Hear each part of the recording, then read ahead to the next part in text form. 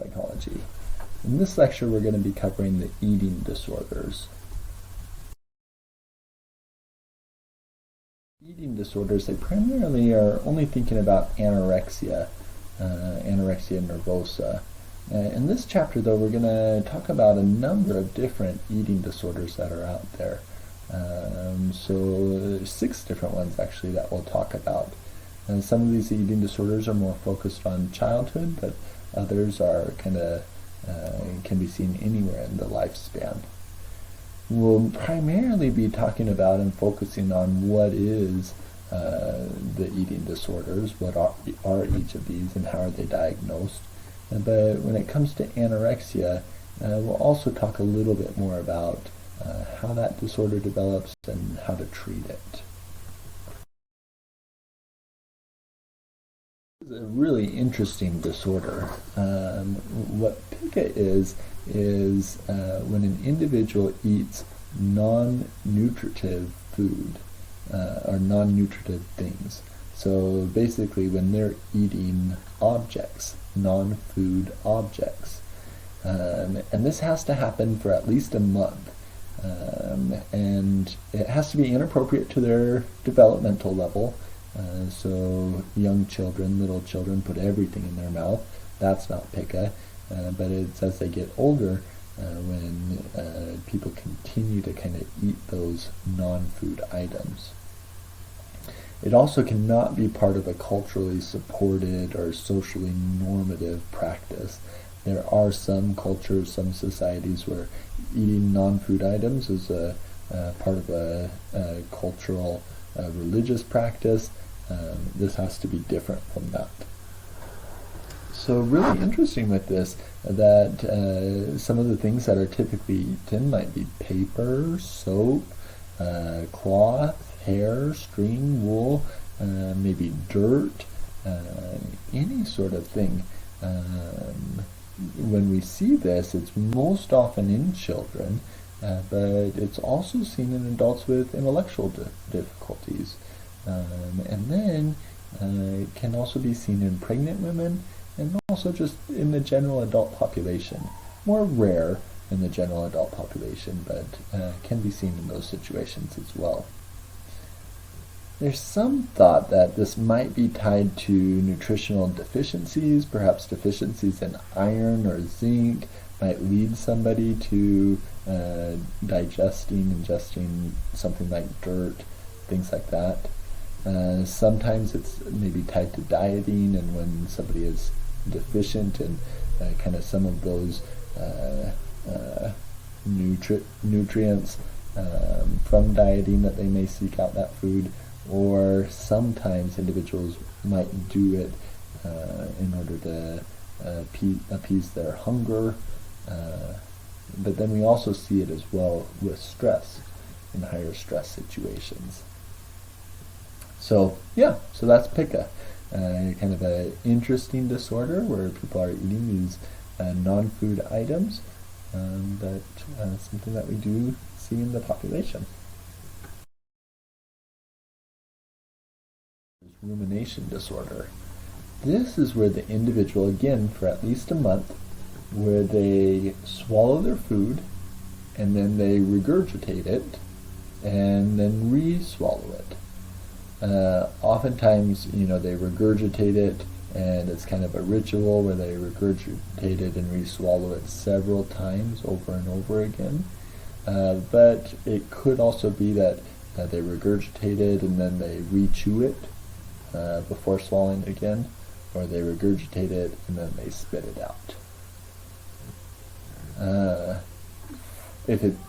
Particularly for infants and those with intellectual difficulties, this is often thought to be a self-soothing or self-stimulating behavior for them, and it's thought it might be tied to a lack of stimulation, maybe neglect or stress, and their kind of coping mechanism or self-soothing behavior that they do in response to stress.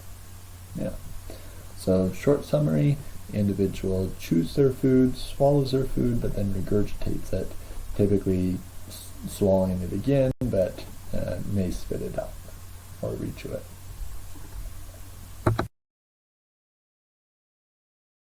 next one, again, most often seen in childhood, is avoidant restrictive food intake disorder. This is where the child really has a lack of interest in eating food, or they avoid food of certain characteristics, sensory characteristics. It can't just be that they don't like broccoli or don't like the taste of certain things, but they're kind of broadly avoiding most food. And with that, oftentimes worrying about some type of consequences associated with eating. Some of the consequences that they may be worried about is what that feels like as it goes down. And some children, especially if they've had some type of traumatic food experience, they might remember pain associated with the food being digested or going down, and so they're avoiding food so they don't have that painful experience. It may be taste. They've eaten something that was kind of traumatic and didn't like the taste and don't want to do it again. Or it may be related to issues with control and wanting to be in control of what food they eat, and that's something that parents don't often force their children or force food down their throat, and so something that they can kind of have control over in their lives. Now, finally, one that is sometimes seen with is kind of early signs of perhaps an eating disorder. That perhaps if they've seen examples of parents' part because of an eating disorder, then they're learning to also restrict their food. Now, with this comes a number of consequences. They may have weight loss or fail to kind of meet expected weight gains as a child. They may experience nutritional deficiencies when they're avoiding eating food, and may, as a result, lead to some type of getting the nutrients in them in a different way, which then can lead to major kind of impairments in their functioning and ability to kind of be out at times, and they should be eating or be at school or things like that, when they have to get their nutrients in a way that's more kind of invasive. With this one, again, it can't be due to a lack of available food or a cultural practice such as fasting.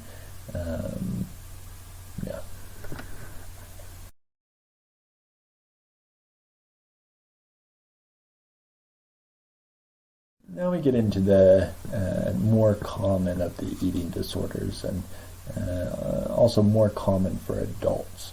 The first one is binge eating disorder. Binge eating disorder is when when there are binge episodes first. And binge episodes are discrete periods of time when an individual eats an amount of food that is definitely larger than what most people would eat in a similar period of time under similar circumstances. And they feel like they have a loss of control during that binge episode, and a loss of control about kind of when those binge episodes occur. With that, there's needs to be at least 3 symptoms of this list. So eating much more rapidly than normal, or eating until they're feeling uncomfortably full, or eating large amounts of food when they're not feeling physically hungry, sometimes eating alone because they're feeling embarrassed about how much or how fast they eat in a setting, and feeling afterward disgusted with oneself or depressed or very guilty for the amount of food that they ate. These binge episodes need to occur at least once a week for a period of 3 months in order for this disorder to be given. And the frequency determines how mild or extreme the disorder is. If it's 1 to 3 binge episodes per week, then it's mild. But in extreme cases, there could be binge episodes 14 or more per week, so occurring on multiple occasions per day. Also, with binge eating disorder, this cannot be a part of anorexia or bulimia. We'll talk about both of those and how binge episodes can be involved in them, but this has to be separate. So this is typically done on its own. So usually individuals with binge eating disorder, depending on how often they binge, are typically normal to overweight. And it's when we get into bulimia and anorexia where we see kind of the restriction also come into play. This has become more prevalent in our society and kind of more commonly seen and understood in our society. And as you think about it, you know, our society is set up in a lot of ways to encourage these type of binge episodes.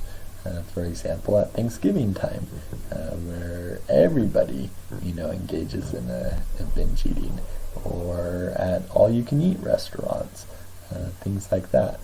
But when this is really present, it's not just those types of occasions, but it's several occasions happening frequently for the individual, and kind of that feeling of out of controlness.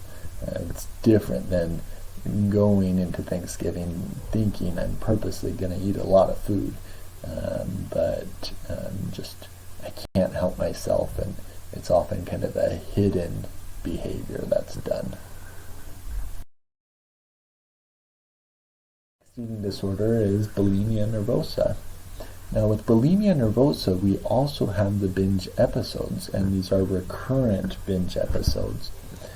But in addition to the binge episodes, there's some effort to compensate for it in order to prevent the weight gain. And so there's lots of different compensations that can be done. These are what we call purge episodes.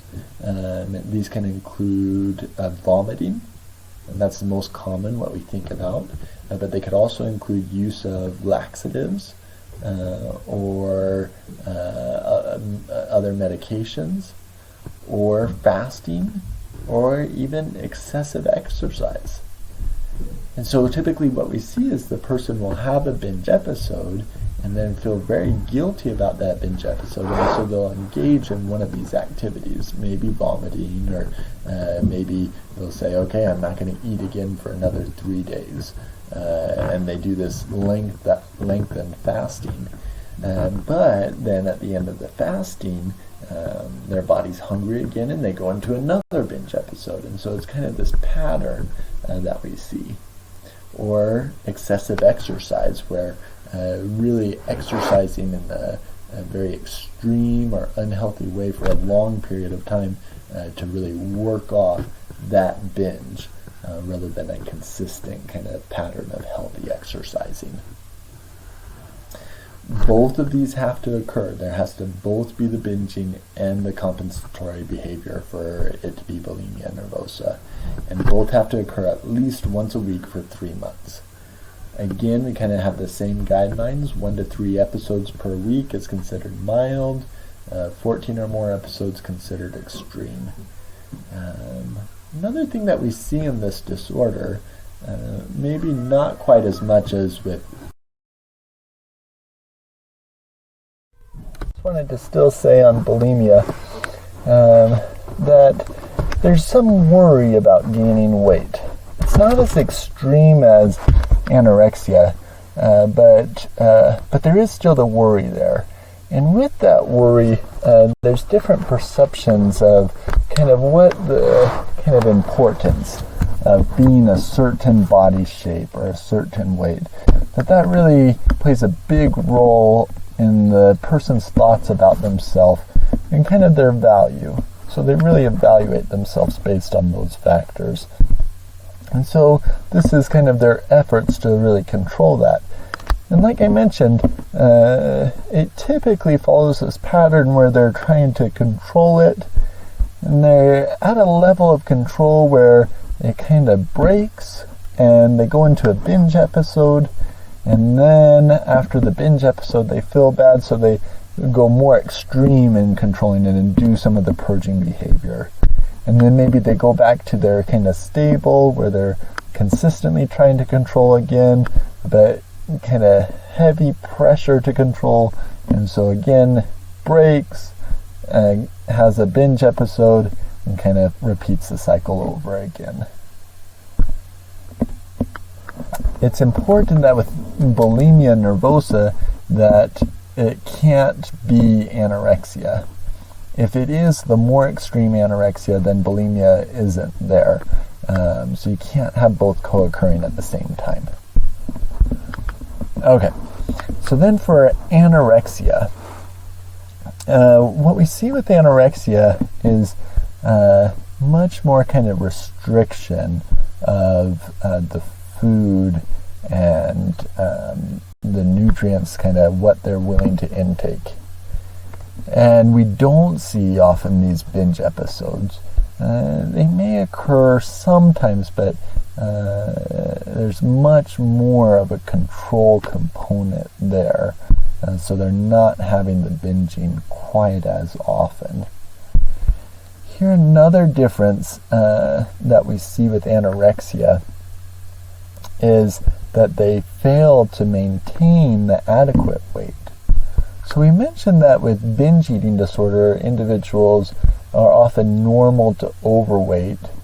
With bulimia nervosa, individuals are typically around the kind of normal expected weight for their age and height. With anorexia, individuals are far below their normal weight. And depending on how far below they are, that's what determines the severity, if it's mild, moderate, severe, or extreme. Now, with bulimia, I mentioned that there's some fear or undue pressure to kind of be a certain shape and weight. With anorexia, that fear is taken to the next level where it's very intensive and very kind of persistent on their mind that they think about constantly. Also, with this disorder, they have a distorted view often of what their body weight and shape is. So when they look in the mirror, even though they may be severely underweight, they see themselves as being severely overweight. And this can happen either by just seeing themselves, in the way they see themselves in the mirror, or it may be a particular part. Maybe they recognize that most of them is underweight, but they feel like, well, my arms are too fat still. And so they continue with the extreme behavior. This disorder, like I mentioned, is the most severe form of the eating disorders and most threatening of them. Individuals, well, I guess I'll talk about that in a bit. Yeah. Let me mention, though, that there are two types. If there is any binge eating present, and then purging that follows, that it's the binge purging type. But most often, or more common, I think we see the restrictive type, where the individual just fails to eat anything. They may, sometimes a diet might be 1 or 2 peas in a day. And for individuals with this disorder, they often spend the whole day, thinking about food and thinking about weight. It's constantly on their mind. It's not that they're not hungry at all, but they just restrict it. And oftentimes as they restrict, it's a source of pride. They may be proud and feel good about how skinny they are compared to other people that they would perceive as being out of control. Or they may be proud about and feel good about how well they're able to control their urges or appetites, and that feels good to them to be able to control it in that way. I do have a couple of videos uploaded to Moodle, videos of one video, I think, just talking about this disorder and how we understand it in general, as well as another video that's from an individual who has kind of lived through this disorder and kind of sharing her experiences and perceptions on it.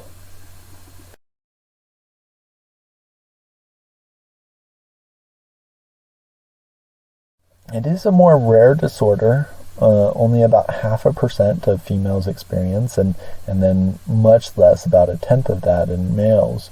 But it does happen on occasion in males. It's not just for females. It typically starts shortly after puberty, but almost always starts before the age of 40. Rarely starts kind of later than that. And it's often associated with stressful life events. It could be a divorce of parents, could be being picked on in school, could be moving. Those stressors are often seen at the onset. Individuals with this disorder often show OCD-like symptoms, except they're just related to food. So they have the obsessions about food, it's constantly on their mind, and then they do have rituals related to their food. Certain patterns that they follow when they're going to eat or not eat, certain things that they say to themselves, or certain ways of doing it, but it's all centered on the food.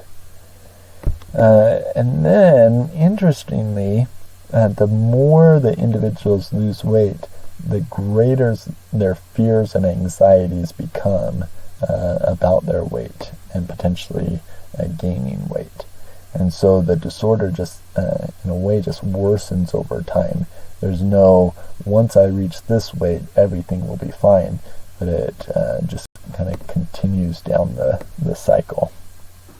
I was going to mention this before, but saved it for here. So, a very dangerous disorder. 5% of those who have the disorder end up dying by medical conditions related to the disorder. There's also high rates of suicide with this disorder. So one of our most severe kind of disorder in terms of thinking about mortality and loss of life.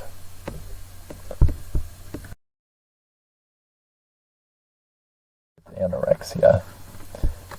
Well, first, similar to the other disorders that we talked about, it's thought that there is a genetic component, that there's an increased risk for family members. If one family member has it, increased risk that another will, especially when an identical twin has the disorder. Also with anorexia, some brain abnormalities are seen. Abnormalities in the neurotransmitters that control hunger, appetite, digestion, and pleasure. So those are the opioids, serotonin, and dopamine. But it's important that as we think about these, we're not really sure what's the cause. Again, this is correlational kind of evidence. So it may be that those change after the individual starts to restrict their food intake. Similarly, as we think about kind of the genetic component, it's difficult to tease out what is due to the actual genetics compared to sharing the same learning environment in childhood. About what is that learning environment. So it's interesting that this disorder is seen more often in athletes, models, and other professions that encourage thinness. And it may be that individuals who are attracted to those kind of professions are more likely to have this disorder, characteristics of the disorder. Those professions draw those types of individuals. Or it may be aspects of those professions that teach or reinforce these types of behaviors. But with each of those, there's some component or some need for the body to be a certain shape or size. And so there's often a big focus on that need.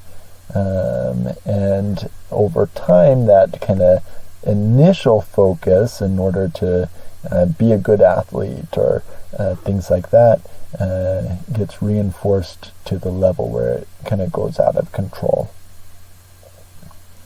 Also, it's thought that culture plays a huge role in the development of this disorder. In culture where individuals are bombarded with images of models that are excessively thin, that individuals start to see their value and see their worth based on their being able to meet those standards. Now, anorexia does show up in all cultures, but it is definitely much higher rates in high-income countries. And even in the high-income countries, it's still higher rates in Caucasian Americans compared to Latinos, African Americans, and Asians, such as in the United States.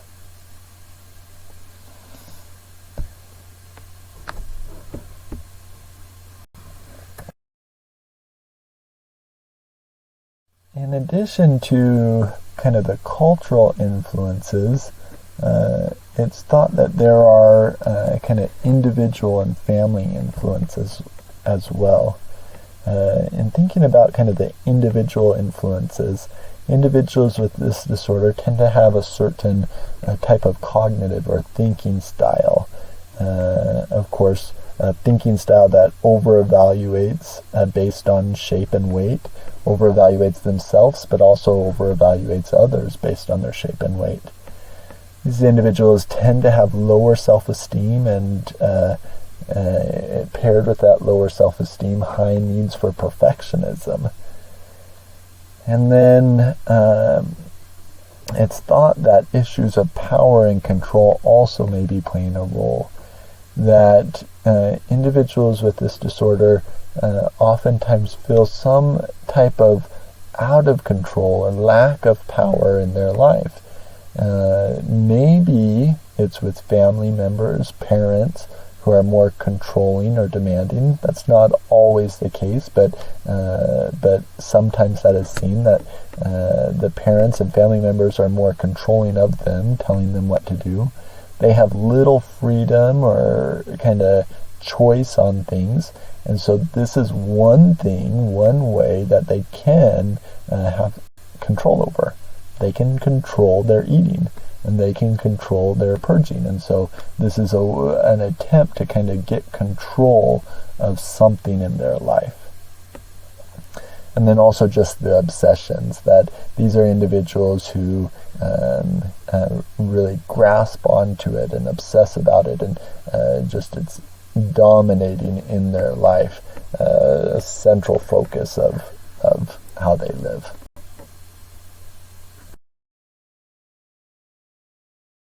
Treatment. Often a focus of treatment is prevention, that rather than waiting till individuals develop this disorder, perhaps there are things that we can do as a society in our schools or other systems to stop the disorder from developing for individuals. And so methods for prevention include psychoeducation about eating disorders, just teaching children what they are and what they look like, as well as de-emphasizing the social cultural influences, the emphasis on thinness and looking a certain way and having a certain body type in order to be seen as beautiful or valuable to society. And then these prevention methods also focus on emphasizing healthy eating, teaching children about portion sizes and teaching children about balanced diets, and how that's when your body is healthiest and happiest, is when you can have that balance in there. And then finally, teaching children how to recognize risk factors and early symptoms of it, and what to do if they notice those, either in themselves or a friend, and how to seek out help. With these prevention methods, they've been shown to be most effective when they're interactive rather than a lecture. So rather than giving the children information, having them actually engage in activities related to this, having them build a menu that's a healthy menu, or look at portion sizes and pick the healthy ones, or identify cultural influences based on flipping through a magazine and seeing how the negative images are portrayed in our society.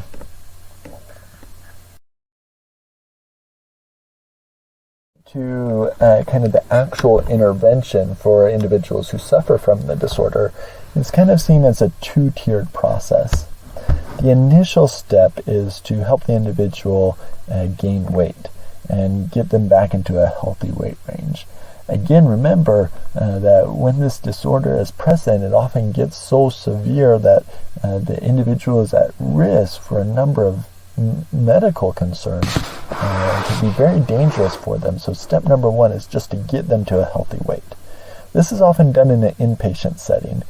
Typically a dietitian is involved, family members are also brought in, and it's just focused on eating and more regular eating and teaching them how to eat and how to eat in a healthy way and monitoring that eating. Once that healthy weight is gained or reached, then the focus of treatment moves on to maintaining that weight. And so working with the individual, first addressing their motivation, helping them see all the goods that can come from maintaining a healthy weight. And then just monitoring over time their eating and weight and having them share it with others, having them share their weight and eating with their family members as well as their therapist, and keeping track of it. Also having the individual monitor their thoughts and feelings about eating and about their weight, and sharing those with others, therapists as well as significant others. And as those thoughts are shared, really looking and watching out for the maladaptive thinking patterns, anywhere where the thoughts have kind of shifted back to the disordered ones that would lead to them wanting to go into the restrictive patterns again. And then last, really helping them develop kind of new ways to find value in their life. That they can be valuable for things other than their weight and their body shape. That perhaps it's school, perhaps it's talents, perhaps it's just being a very kind person, and helping them find joy and satisfaction with that and put a lot of their energies into that domain rather than the eating disorder domain. For the code word for this lesson, this lecture, let's put in anorexia. So in Moodle, in order to get credit, just type in anorexia, and I'll make sure you get credit for this lecture. We just have one lecture after that with substance use. So look forward to kind of finishing these up. Thanks.